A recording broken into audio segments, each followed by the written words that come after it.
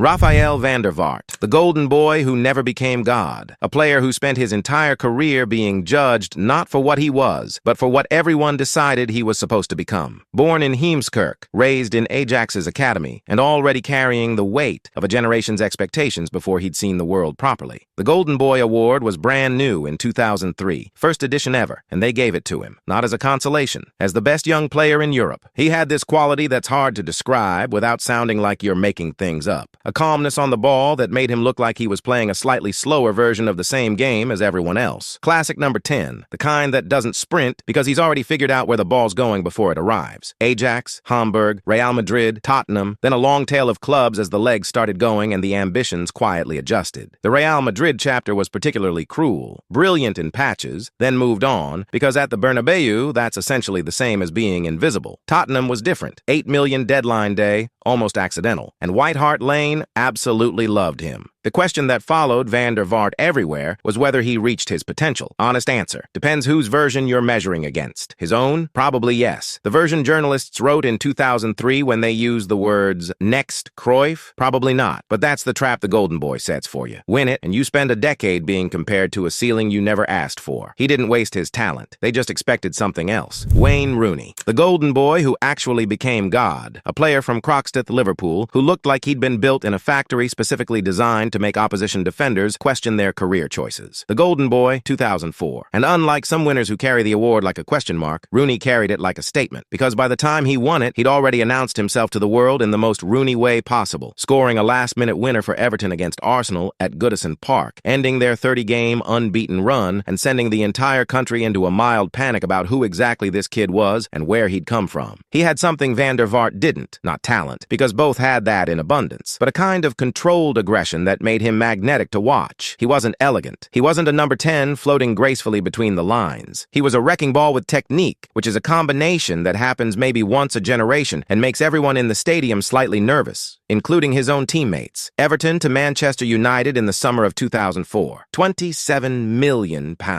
which at the time felt like an absurd number for a teenager. Ferguson didn't care. He'd seen enough. And then Rooney just delivered. For a decade. Goals, assists, captaincy, records. He became United's all-time top scorer. He won everything domestically. He carried England on his back through tournament after tournament, usually to quarterfinals and heartbreak, but he carried them nonetheless. The question nobody really asks about Rooney is whether he reached his potential, because the answer is so obviously yes that it stops being interesting. The more honest question is whether he was as good as he could have been if football hadn't worn him down so early, because by his late 20s, the electric version was already dimming, replaced by something still excellent but quieter. Wayne Rooney in 2026. Manager, occasionally in the news for reasons unrelated to football, and somehow already feeling like a figure from a different era entirely. Leo Messi, the Golden Boy who broke the award, and this one's different, because every other Golden Boy winner comes with some kind of narrative, potential, pressure, questions about the future. Messi came with none of that. Messi came with inevitability. FC Barcelona, 2005, 18 years old. Already in the first team. Already doing things on a football pitch that made commentators reach for words they'd never needed before and still couldn't quite find. He wasn't built like a footballer. That's the first thing anyone who watched him early always mentions, this small, quiet kid from Rosario, Argentina, who looked slightly out of place standing next to the physical specimens of professional football, and then, once the ball arrived, made every single one of them look completely lost. The gap between what he looked like and what he actually did was one of sport's great ongoing jokes. Barcelona's academy, La Masia, produced technically gifted players the way other clubs produced paperwork. But even there, Messi was different. Not louder, not more confident, just better. In that specific, undeniable way that doesn't need explaining once you've seen it. Golden Boy 2005. First of many individual awards, as it turned out. The beginning of a collection that eventually became so large, it stopped feeling like achievement and started feeling like physics. 8 Ballon d'Ors, including 2 after 35, because apparently even time negotiates with him. A World Cup in 2022, just to make sure no argument could survive. The question you can't ask about Messi is whether he reached his potential, because nobody knew in 2005 what his potential actually was. Van der Vaart had a ceiling everyone could point to. Rooney had a ceiling everyone quietly sensed. Messi didn't have a ceiling. He had a horizon that kept moving further away every time he got close to it. Leo Messi in 2026. Inter Miami Miami, still playing, still occasionally doing things that make 37 years old feel like a completely meaningless number. The Golden Boy Award has existed since 2003. It has never quite recovered from the year it got this one right. Cesc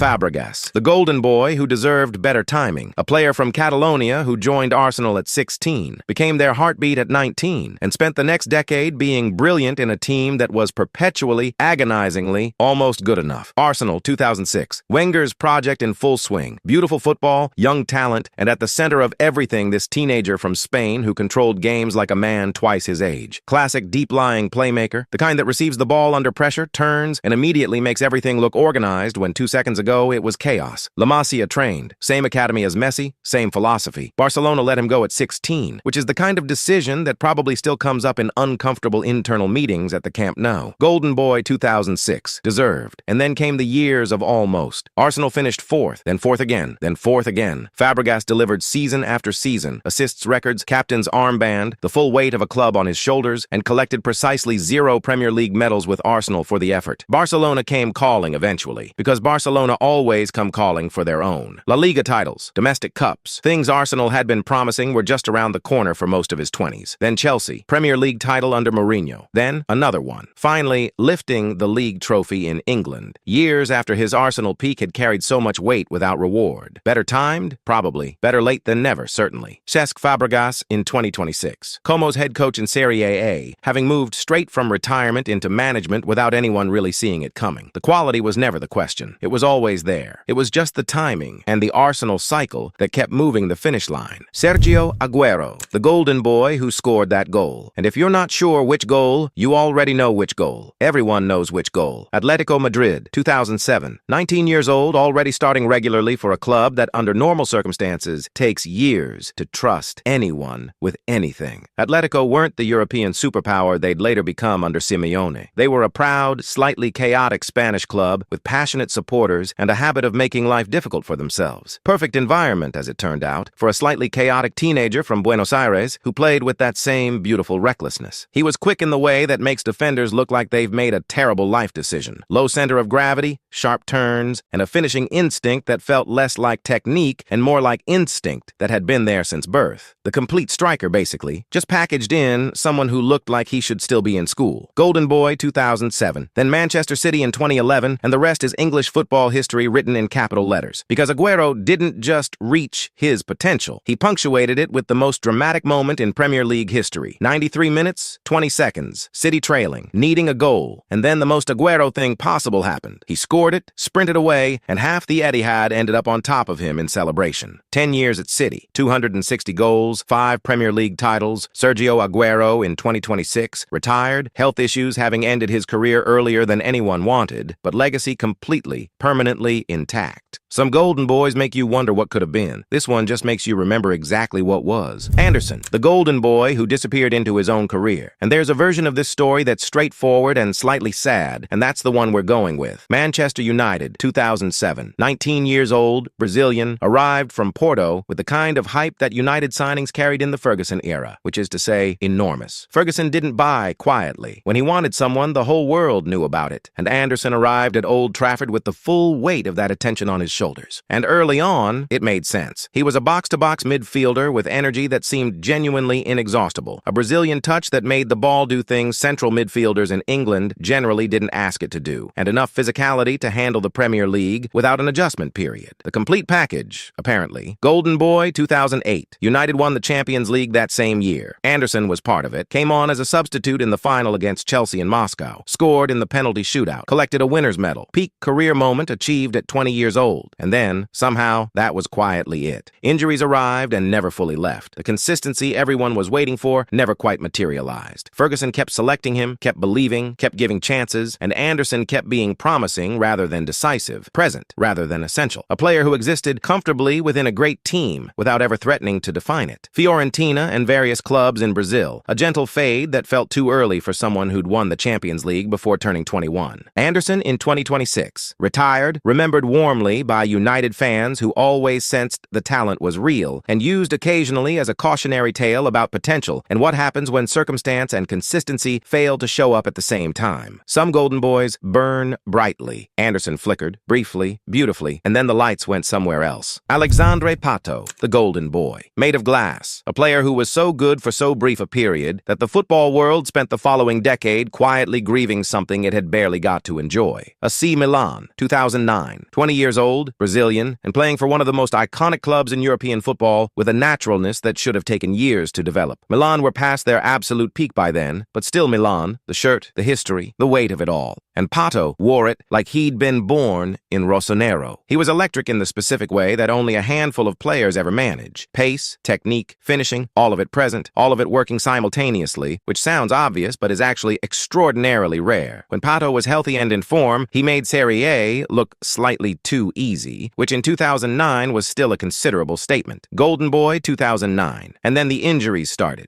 Hamstring, thigh, knee. Different problems, same result. Pato spending more time in the treatment room than on the pitch. Milan spending more time explaining his absence than celebrating his presence. The career that everyone had mapped out in their heads, the one that ended with Ballon d'Ors and legendary status, slowly rerouted itself into something far more fragmented. Chelsea briefly, Villarreal, São Paulo, Tianjin, a long list of clubs that tells its own story about a career that never found solid ground again after Milan. Alexandre Pato in 2026. Retired, remembered as one of football's great what-ifs, and proof that talent without a functioning body is just a very beautiful, very frustrating idea. The potential was real. The injuries were just more persistent. Mario Balotelli, the golden boy, who was mostly chaos with occasional genius. And this one requires a slightly different approach because Balotelli wasn't just a footballer. He was an ongoing television series that happened to also play football occasionally. Inter Milan, transitioning to Manchester City, 2010. He had already won the Champions League with Inter that spring, part of Mourinho's treble-winning squad at just 19, which made the move to Manchester City feel less like a gamble and more like the next chapter of something enormous. 20 years old, Italian, adopted, raised in Brescia, and already carrying more personal narrative than most players accumulate in an entire career. Before anyone had properly figured out what kind of player he was, they'd already formed a very strong opinion about what kind of person he was, which was both unfair and, occasionally, completely understandable. The talent was genuine and nobody serious ever disputed it. Powerful, technically gifted, capable of goals that made you put your coffee down and stare. At his best, he was the kind of striker that defenses genuinely feared. Physical enough to bully center backs, technical enough to embarrass them, unpredictable enough that planning for him was essentially impossible. Golden Boy 2010. Manchester City were just beginning their transformation into something serious, and Balotelli arrived as part of that ambition. Mancini, who'd managed him at Inter, wanted him specifically, which tells you everything about how good the good days were. The problem was the other days. The fireworks in the house, the why always me, the red cards, the training ground incidents, the sense that somewhere inside Balotelli was a player who could have been genuinely elite, occasionally escaping before being pulled back by the rest of him. City sold him. Milan took him back. Liverpool tried and quietly regretted it. A long tour of French football followed. Nice, Marseille, the volume gradually lowering. Mario Balotelli in 2026, playing somewhere in the Middle East, which is either inspiring or melancholy, depending on your perspective. The talent was never the problem. Balotelli was always his own most difficult opponent. Mario Gotze, the golden boy who peaked at the exact right moment. A player who won the World Cup with the most important goal in German football history, and then spent the rest of his career being quietly, persistently compared to the best version of himself. Borussia Dortmund, 2011.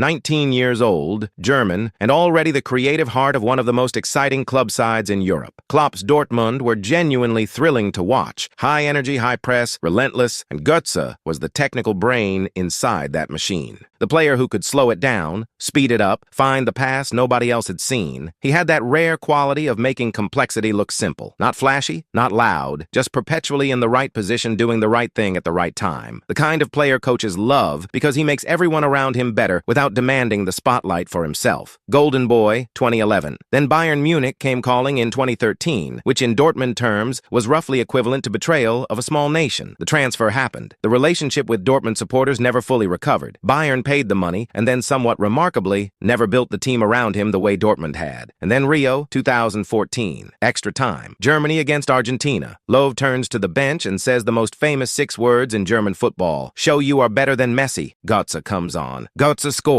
Germany win the World Cup. Peak career moment achieved. The problem was, He was 22. What followed was a difficult chapter nobody planned for. A metabolic disorder diagnosed in 2016, months out, weight changes, the physical confidence that defines top-level football quietly eroding. He came back, was never quite the same, drifted from Bayern back to Dortmund, then PS5, then Eintracht Frankfurt, where he found something resembling his old self again. Mario Gotze in 2026. Still playing, still occasionally brilliant, carrying a World Cup winner's medal and a career that somehow feels both complete and unfinished simultaneously. He peaked at exactly the right moment. Football just didn't give him enough time to peak again. Isco, the golden boy who won everything and somehow still felt like a waste. A player from Benalmádena, Andalusia, who had more natural talent in his left foot than most midfielders carry in their entire body, and spent a decade at Real Madrid collecting trophies while the world quietly argued about whether he was being used properly. Malaga, 2012. 20 years old, already their best player, and about to lead them on an improbable Champions League run the following season. Isco was the reason people watched Malaga. Technically immaculate, creative, with that distinctive Andalusian style that prioritizes beauty slightly above everything else, including, occasionally, defensive responsibility. He had the ball control of someone who'd been born holding one. Low center of gravity, quick feet, the kind of dribbler who doesn't beat defenders with pace but with movement. Small shifts, changes of direction, making the wrong option look right until it was too late. Spanish football at its most pure. Golden Boy 2012. Real Madrid signed him the following summer, because of course they did. And then 5 Champions Leagues happened. 5. Which is an almost satirical number of Champions League titles for one player to collect. La Liga titles alongside them, a career trophy cabinet that most players would genuinely trade their entire existence for. The problem, if you can call it that, was never the trophies. It was the minutes. Isco spent the majority of his Madrid career being the most talented substitute in world football. Brilliant when selected, electric in patches, but never quite trusted enough by enough managers to become truly indispensable. Zidane believed in him most. Under Zidane, he looked like the player everyone had always suspected he could be. Then Zidane left, and Isco went back to being a very expensive question mark. Sevilla, a return that felt romantic and turned complicated. Then a long, quiet drift. Isco, in 2026, at Real Betis, still occasionally doing things that remind everyone exactly what the fuss was about. 5 Champions Leagues. Still somehow feels like unfinished business. That's either the most Isco thing possible or the most football thing possible. Probably both. Paul Pogba, the golden boy who never quite lived up to Paul Pogba, a player from Lagny-sur-Marne, just outside Paris, who had everything, the physique, the technique, the personality, the hair, and spent his entire career being measured against a version of himself that existed mostly in highlight reels and transfer fee announcements. Juventus, 2013. 20 years old, already looking like he'd been designed in a laboratory to play football at the highest level. Tall, powerful, technically gifted in ways that genuinely shouldn't coexist in someone that physically imposing. Most players that size are blunt instruments. Pogba was a blunt instrument that could also do this. And then he'd do something outrageous with the ball, and everyone would remember why he was different. He'd left Manchester United as a teenager. Ferguson letting him go in circumstances that United supporters spent years pretending wasn't a catastrophic misjudgment. Juventus picked him up, gave him time, gave him trust, and Pogba delivered 4 consecutive Serie A titles while developing into one of the most complete midfielders in Europe. Golden Boy 2013. Then United paid £89 million to bring him back in 2016, which was a world record at the time, and arrived with the kind of pressure that would buckle most people immediately. And here's where it gets complicated, because Pogba at United was simultaneously very good and never quite good enough. Moments of genuine brilliance. The performances, the goals, the personality that made him magnetic, surrounded by injuries, inconsistency, and an ongoing background noise of speculation, agents, and transfer rumors that never fully went away. World Cup 2018 with France. Finally, a stage big enough, a team good enough, and Pogba was everything everyone always said he could be. Then back to United, then Juventus again, then a doping ban that ended everything earlier than anyone expected. Paul Pogba in 2026. He returned to AS Monaco after years of suspended, and everyone hopes that he will be able to return to his old form, but he only played 30 minutes for the club. The talent was absolutely real. It just never got 2 uninterrupted years to prove it fully. And in football, that's all the difference.